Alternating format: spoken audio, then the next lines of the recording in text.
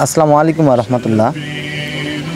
তো আপনারা দেখতে পাচ্ছেন আমরা সবাই একত্রিত হয়ে সামনে এগোচ্ছি। এর কারণ হলো গত কয়েকদিন আগে এক হিন্দু ভাই সোশ্যাল মিডিয়ায় এক মেয়ের ইনবক্সে মহানবী সাল্লাল্লাহু আলাইহি সাল্লামের নামে অনেক বাজে মন্তব্য করেছেন এবং সেটি খুব দ্রুত সোশ্যাল মিডিয়ায় ছড়িয়ে পড়লে আমাদের প্রত্যেক যারা আমরা সোশ্যাল মিডিয়া ইউজ করি আমরা দেখতে পাই এবং এর প্রতিবাদে আজকে জুমার নামাজের পর আমরা একত্রিত হই এবং আমাদের দাবি একটাই, এই হিন্দু ছেলেটির এত সাহস কি করে হয় আমাদের মহানবী সাল্লাল্লাহু আলাইহি সাল্লামের নামে বাজে কথা বলার।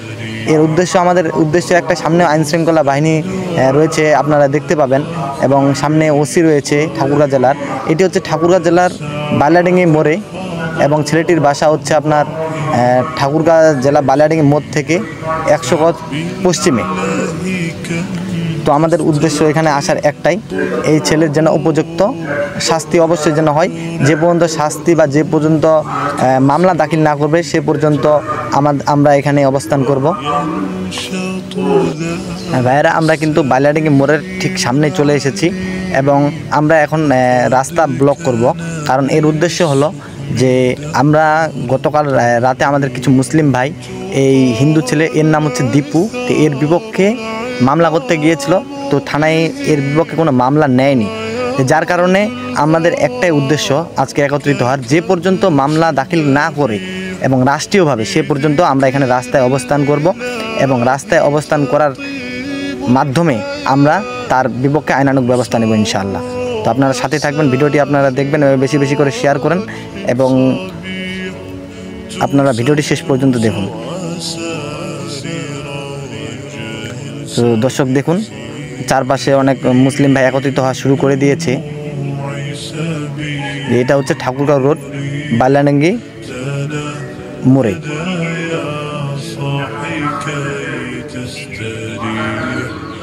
জি দর্শক, আমরা কিন্তু দেখতে পাচ্ছি যে এইখানে আমাদের যে ঠাকুরগাঁও জেলার যে ওসি আছে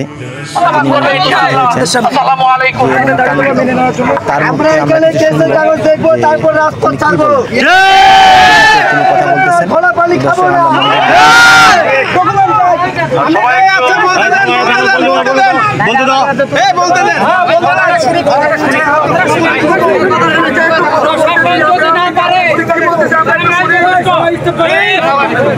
কথা শুনি, মনোযোগ দিয়ে শুনি।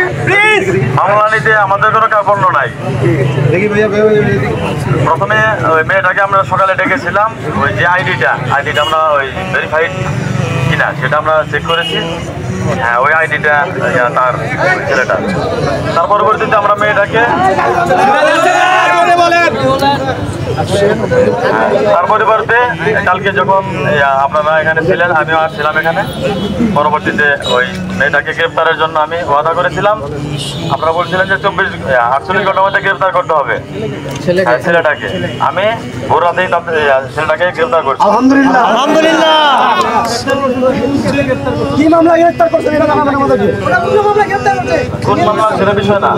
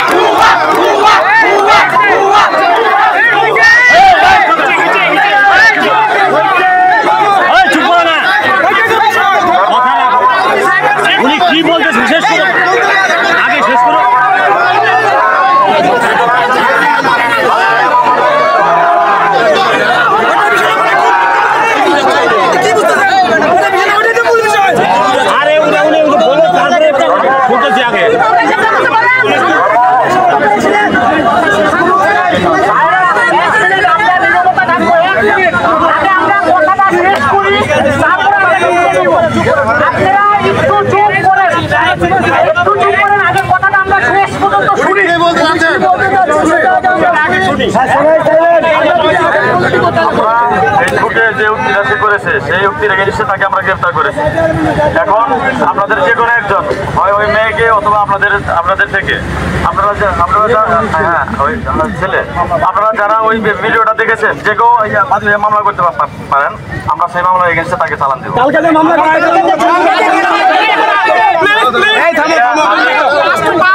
এটা আমি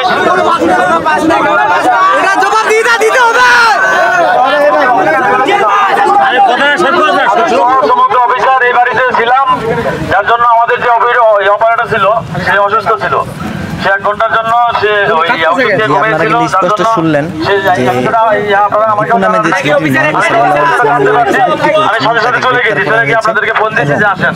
আমি আসছি অফিসারের জানা আছে এবং সে কেন এই 1 ঘন্টা অসুস্থ ছিল সেটা আমি জিজ্ঞাসাবাদ করছি এবং এই বিষয়টা আমি আমার